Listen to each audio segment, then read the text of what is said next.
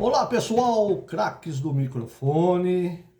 Olha só, estamos aqui. Eu sou um craque, boa essa. Engraçado que vocês não se acham craques, né? Quer dizer, É uma falsa modéstia. modéstia. Não sabe, Não, a falsa modéstia. não sabe o tamanho que tem, né? Vocês não sabem o tamanho que tem. Estou aqui com outra lenda do jornalismo esportivo brasileiro, João Carlos Belmonte, que nos atendeu aqui muito bem aqui na sua residência, e ele vai contar a sua brilhante trajetória no mundo esportivo. Tudo bem, Belmonte? Tudo bem, Espina. Obrigado pelos elogios. Massagem no ego não faz mal para ninguém, né? Olha, o futebol entra na vida da gente sem a gente pedir que ele entre. Ele é metido, ele invade, né? Ele nos cativa, né? Porque o futebol é um jogo encantador, né? Muitas vezes um grande time, talvez o melhor do mundo, enfrente um dos piores do mundo, e aí quando todo mundo prognostica, vai ser uma goleada, aí dá um 0-0, que é explicável, né? Porque tem sempre estacionado na porta de qualquer estádio, no portão, uma coisinha chamada zebra. Tá? Então, é evidente que se um grande time contra um time inferior jogar 10 vezes, ele ganhará 9 vezes, no mínimo, né? Mas sempre acontece o tropeço, né? Então, por isso que o futebol é um esporte encantador, né?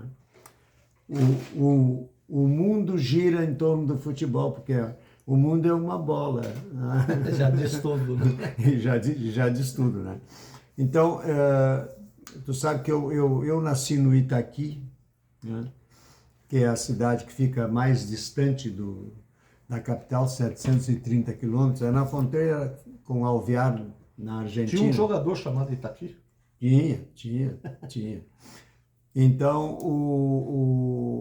a cidade de Itaqui, ela é abandonada pelos governos federais, porque São Borja tem uma ponte que liga a São Tomé. Uruguaiana teve a primeira ponte, até hoje, a ponte internacional que liga com Passo de los Livros. E a pobre da minha cidade de Itaqui não tem ponte, né? E nós temos que nós itaquienses tem que atravessar de Xalana. Xalana, né? Sabe o que é Xalana? Sim, sabe, sim. né? Bueno, então, quem nasce no Itaqui, qual é a grande vantagem de nascer na fronteira? Principalmente Itaqui, Uruguaiano, é que se aprende a falar espanhol. Nosotros hablamos español casi todos los días, porque o vamos o vienen los hermanos. Y así es mucho. Y es bueno también, me gusta mucho. E ao longo ao longo da minha carreira, eu nunca precisei estudar espanhol, porque eu tive que viajar por causa da profissão pelo mundo, né? Então eu tinha que ter noções básicas, né, de alguns idiomas, né? Por exemplo, eu estudei em colégio marista, eu tinha bolsa de estudo, né, lá em Uruguaiana. No tempo que eu estudei, os idiomas que a gente estudava: francês, inglês e até latim. Tinha um irmão no Colégio Santana de Uruguaiana que adorava, né? Ele era professor de francês e de inglês, ele era poliglota. E ele adorava a língua francesa. E uma vez por mês ele nos ensinava a cantar a Marseillaise. Allons enfants de la patrie. Então, isso uma vez por mês eu cantava a Marseillaise. E certa vez eu estava no Stade de France, né, em Paris, num jogo da seleção, E começou, e todos os repórteres ficavam na beira do campo, e aí tocou o hino francês. E eu comecei a cantar. E os repórteres brincaram comigo, diziam, o Belmonte enlouqueceu, está cantando o hino da França. Mas eu sabia, né? E ainda sei. Né? Agora, sobre como a gente tem que viajar pelo mundo todo, né? Tu tem que te preparar, pelo menos para o básico. Em 1990, quando houve a Copa na Itália, 3 anos antes, houve uma reunião na RBS para fazer o esquema da cobertura, como é que ia ser, como é que não ia ser. Então, aí foram, 3 anos antes, todos os jornalistas foram participar, né, com a direção da empresa. E aí o Nelson Sirotsky, né, Dr. Nelson Sirotsky, né, disse, olha, a cereja do bolo, né, além do futebol que nós vamos cobrir, vai ser um programa diferente que nós vamos fazer diretamente de Roma. Né. O programa vai se chamar à meia-noite, né, aqui no Brasil. Boa noite, Brasil. Buongiorno, Itália, porque era 5 da manhã na Itália. E aí o Paulo Santana perguntou, Nelson, e quem é que vai apresentar esse programa? Aí o Nelson falou, é o Belmonte. Aí eu disse, como que eu vou apresentar um programa de 5 horas de duração? Porque tinha que ligar para a casa da colônia italiana aqui, ligava para a Serra, e esses caras diziam, olha, eu tenho um parente lá na cidade tal, na Itália, né? Como é o nome dele, fulano? Aí a gente ligava e fazia o contato. Então, para isso tinha que falar o italiano fluentemente. Aí, então, o que aconteceu? Eu estudei italiano 3 anos, né? Sendo que nos últimos meses a RBS colocou na empresa um professor que era nato a Bolonha, nascido em Bolonha, chamado... como era o nome dele? Danilo Menosi era o nome dele. Signore Danilo. E ele veio padre, né, para o Brasil e trabalhava na FEBEM. E aí conheceu uma brasileira, né? E as mulheres brasileiras são encantadoras. Largou a batina. E aí ele largou. Né? Bom, mas tornou-se, inclusive já faleceu, tornou-se amigo meu. O Caco morou no mesmo prédio onde o Caco tem um apartamento, que hoje, como ele mora comigo, ele aluga o apartamento. Né? Então, aí que aconteceu? Aí eu fiz esse programa, né? Boa noite, Brasil, buongiorno, Itália. Né? E aí os contatos eram feitos. Né? Mas ali... Então, só para encerrar o troço do idioma. E o italiano eu não esqueço, porque aqui no prédio tem uma senhora que fala italiano e só fala comigo em italiano. Ali na esquina também tem uma senhora, dona de uma outra loja na outra esquina. Né? A dona Filomena, ela é italiana. E ela só fala comigo em italiano. Signore Belmonte, va bene, buongiorno. Então... é bom para você e bom para ela, né? É bom. Então é isso aí. Agora, uma coisa que eu gostava muito de rádio quando eu era garoto, né? Eu escutava as rádios do Rio de Janeiro, principalmente, ficava ouvindo, coisa boa, coisa tal. Né? Inclusive, eu acompanhei, né, pelo rádio o tricampeonato carioca do Flamengo, né? E a certa vez eu conversando com o Zagallo, anos mais tarde, claro, né? Eu disse para o Zagallo, porque o Zagallo dava as entrevistas coletivas, tudo informalmente, né? Não tinha assessor de imprensa, não tinha nada naquela época. Depois ele ficava batendo papo, quer dizer, eu dizia, eu te conheço há muito tempo. Eu dizia, como tu me conhece? Claro, eu escutava. Né? Então, o time do Flamengo, eu dizia para ele, Garcia, Tomires e Pavão, Jadir, Zequinha e Jordão, Joel, Rubens, Índio, Evaristo e Zagallo. Mas essa era a escalação? Sim, essa era a escalação. Porque eu ouvia, acompanhava. Então, o rádio é uma coisa que entra na vida da gente sem pedir licença, né? E eu acho até que, não sei quem foi que disse essa frase, mas o rádio jamais morrerá enquanto viver a imaginação humana. Porque, Espina, vê assim, se tu vai mostrar na televisão alguma coisa, a imagem está ali. Tá ali. A imagem, como se diz, vale Mostra mais, tudo. mostra mais do que 1000 para lá. Qualquer coisa. Agora, o rádio não. Tu tem que mexer com a imaginação. Tu tem que ter vocabulário, né, para dizer as palavras, para a pessoa ficar imaginando. Poxa, mas o que será que está acontecendo? Como esse advento da internet não atrapalhou um pouco isso aí? Porque agora, rádio com imagem, né? Olha, a internet, eu vou dizer uma coisa para ti. Ela é muito democrática, para o bem e para o mal. Sim.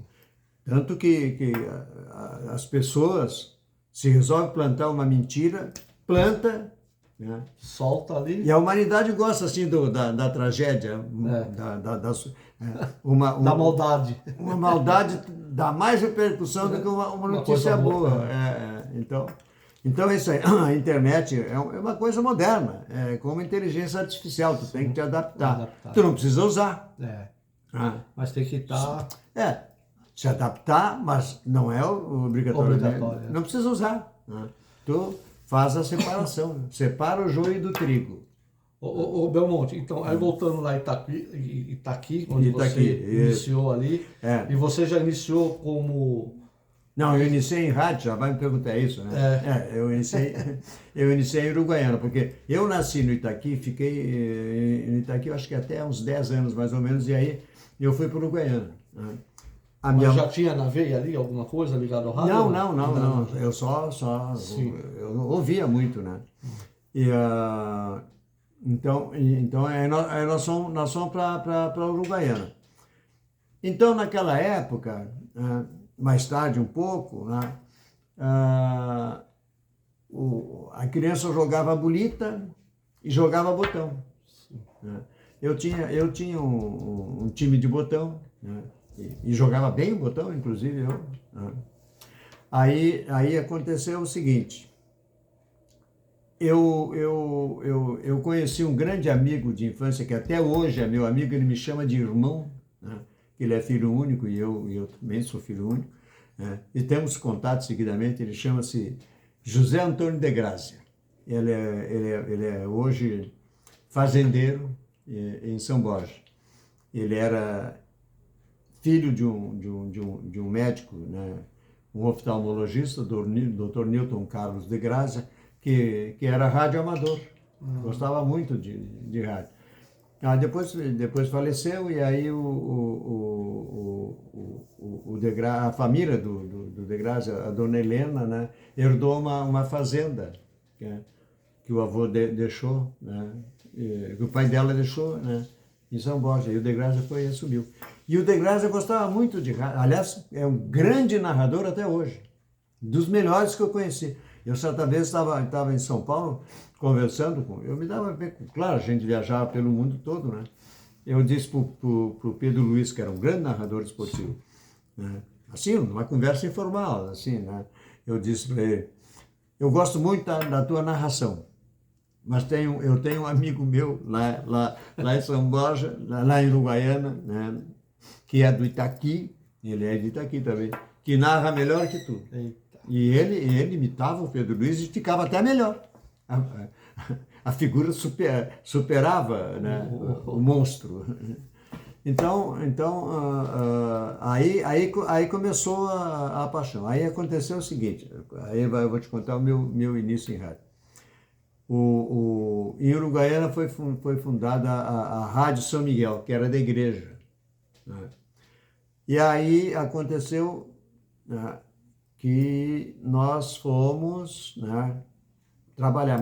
Então, um dia, aí o de Grácia começou a trabalhar na Rádio São Miguel. E um dia nós estávamos na casa dele jogando botão, lá em Uruguaiana, e aí o de Grácia disse, mas que barbaridade, já estamos em cima da hora do programa, agora às 6h30 lá na rádio, onde eu estou trabalhando. Eu disse, eu sei que trabalha lá. Disse, vamos lá, depois nós voltamos, ele disse para mim. Digo, aí vamos. Então, tinha um noticiário que eles tinham que apresentar esportivo, né? Ele e um outro companheiro. E o companheiro... Não veio. Não, faltou. Ele pediu, adoeceu, sei lá, não sei o quê. Aí era meia hora de programa para ler sozinho. Né? Aí o Degrassi disse para mim assim, entra comigo aqui no estúdio, tá? E vamos ler ponto a ponto. Eu digo, não, mas como? Eu nunca tinha falado em microfone. Né? Aí ele me disse, ponto a ponto. Né? Quando dá ponto eu paro e tu entra. Aí estava o operador, dentro do estúdio eu e ele, aí começou o programa, nós começamos a ler. Ele e eu. Daí um pouquinho veio um, né? Veio outro, todo mundo fora do aquário olhando. Aí encheu de gente, praticamente foi toda a rádio, né, os funcionários. Aí terminou o programa, nós saímos, né? E eu, como era uma rádio católica, uma freirinha me perguntou, o senhor trabalha há muito tempo em rádio? Eu digo, olha, agora passa uns 10 minutos mais ou menos. Estranho. E aí começou.